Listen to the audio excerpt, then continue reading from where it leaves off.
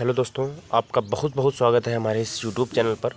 दोस्तों, आज हम 10th क्लास के सामाजिक विज्ञान के इतिहास के फर्स्ट अध्याय का अध्ययन करेंगे। दोस्तों, जो हमारा चैप्टर आज का है कि यूरोप में राष्ट्रवाद का उदय कब हुआ, ये हमारा दोस्तों इतिहास का पहला चैप्टर है।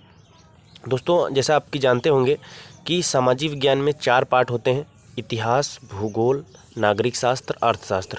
तो दोस्तों, आज हम इतिहास के पहले चैप्टर यूरोप में राष्ट्रवाद का अध्ययन करेंगे।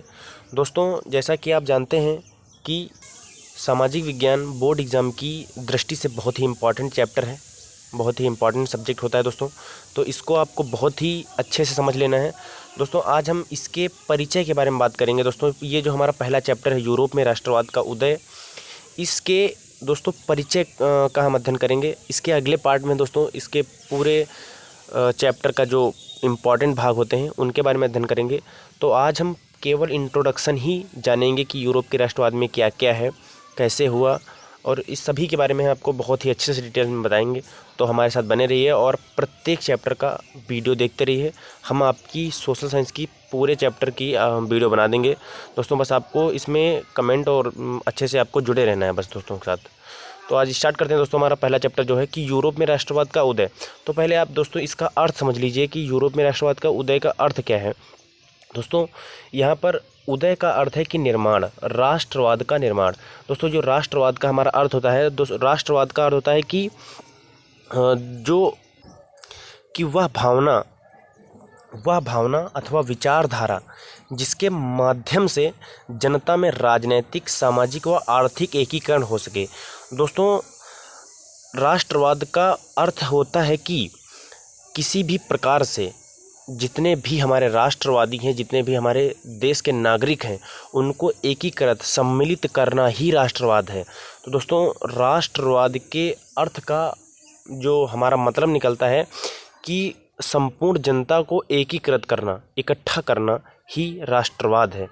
तो इसी के बारे में अध्ययन करना है कि यूरोप में राष्ट्रवाद कैसे हुआ, यूरोप में जो एकीकरण हुआ, एकीकृत लोग हुए, प्रत्येक समाज आपस में जुड़े, वो कैसे हुआ और किस प्रकार हुआ, इसी बारे में ये चैप्टर है और इसके बारे में हम अब अध्ययन करेंगे। तो दोस्तों, इसके बारे में थोड़ा हम जान लेते हैं कि 18वीं सदी दोस्तों क्या होता है कि 1800 और 1900 के बीच में जो घटनाएं हुई हैं, इन्हें 18वीं सदी कहते हैं। दोस्तों, इतना आप जानते होंगे, बट हमने लिख दिया है।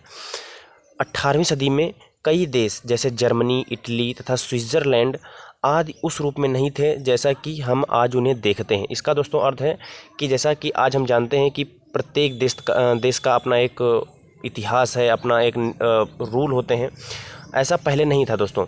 ये सभी देश ऐसे देशों में आते थे, यूरोप के अंतर्गत ही आते थे, और इन पर अपना कोई लोकतांत्रिक शासन नहीं था, इस पर राजतांत्रिक शासन होता है दोस्तों। राजतांत्रिक शासन हुआ करता था 18वीं सदी में, और इसी के चलते ये हमारा जो यूरोप में राष्ट्रवाद है, इसके बारे में बताता है कि जर्मनी, इटली व स्विट्ज़रलैंड आदि जो देश थे उसमें किस प्रकार 18वीं सदी में हुआ करता था, किस प्रकार से नियम थे, किस प्रकार से कानून थे, कैसे लोगों पर अत्याचार किए जाते थे, जैसा कि आज हम जानते हैं कि इसका विपरीत हो चुका है।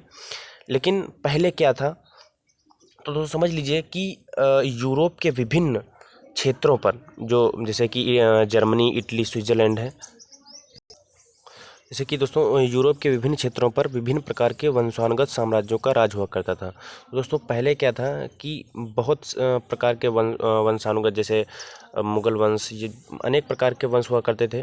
जैसा कि आज है कि यहाँ पर सरकारें चलती हैं भाजपा और कांग्रेस, वैसा कि पहले नहीं होता था। वहाँ पर वंश के अनुसार शासन हुआ करता था, वो राजतंत्र था और ये लोकतंत्र है। तो दोस्तों, उसमें क्या हुआ करता था कि ये राजतांत्रिक शासन थे और ये अपनी प्रजा पर पूर्णतः अपने अनुसार चलाते थे।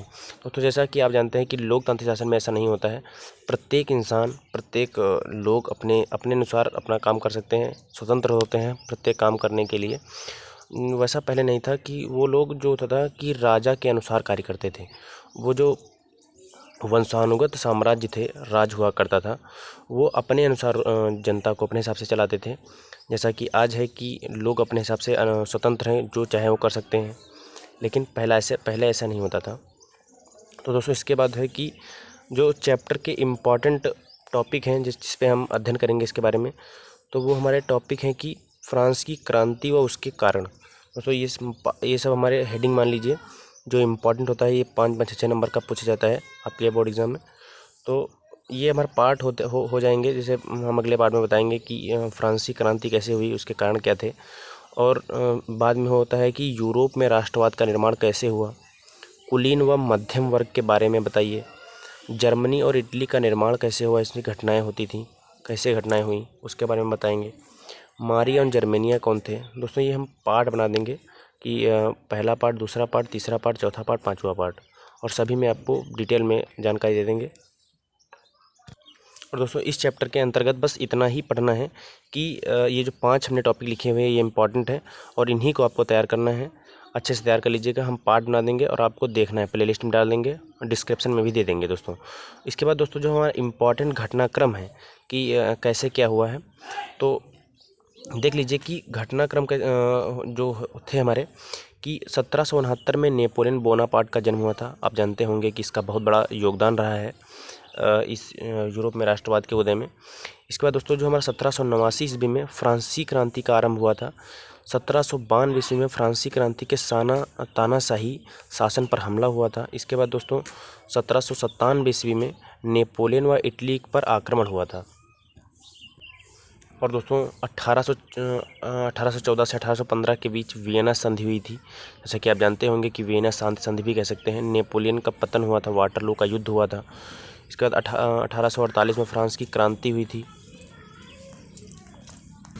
फिर दोस्तों 1859 से 70 तक इटली का एकीकरण हुआ, इसके बारे में प्रयास किए गए इटली के एकीकरण के बारे में। 1866 से 1871 तक जर्मनी के एकीकरण के बारे में प्रयास हुआ।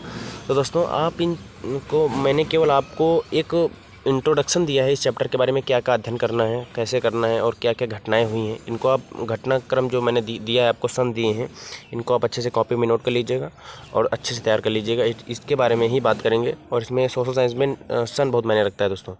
और इसके जब चैप्टर ख़त्म हो जाएगा तो मैं इम्पॉर्टेंट जो क्वेश्चन है ऑप्शनल, शॉर्ट, लघु, सब मैं आपको बता दूंगा दोस्तों। बस आपको जुड़े रहना है इसमें और सभी पार्ट हमारे देखने हैं और क्वेश्चन आंसर जितने भी इंपॉर्टेंट हैं मैं करवा दूंगा। ऑप्शनल हो चाहे लघु हो चाहे दीर्घ हो, सभी करवा दूंगा। और दोस्तों हमारे इस चैनल को सब्सक्राइब कीजिए, शेयर कीजिए, कमेंट कीजिए। और आप में हमारे दोस्तों इंस्टाग्राम पर भी आप मैसेज कर सकते हैं, डायरेक्ट जुड़ सकते हैं। हमारा इंस्टाग्राम अकाउंट है बोर्ड एग्जाम हिमांशु, या हिमांशु शुक्ला 01 से भी हमारा एक अकाउंट है दोस्तों। किसी पर भी आप मैसेज कर सकते हैं, हमारे साथ जुड़ सकते हैं और आप जानकारी ले सकते हैं। हम सामाजिक विज्ञान की आपकी पूरी तैयारी करा देंगे और हम आपसे वादा करते हैं कि यदि आप तैयारी करते रहेंगे तो आपके 90 से 95 मार्क्स कोई नहीं रोक पाएगा। आप हमसे जुड़े रहिए बस दोस्तों, मैं आपसे वादा करता हूँ। हमारे भी जो बोर्ड एग्ज़ाम में थे अच्छे अंक आए थे, हमारा लगभग 90% अंक दोस्तों था बोर्ड एग्ज़ाम में 10th में।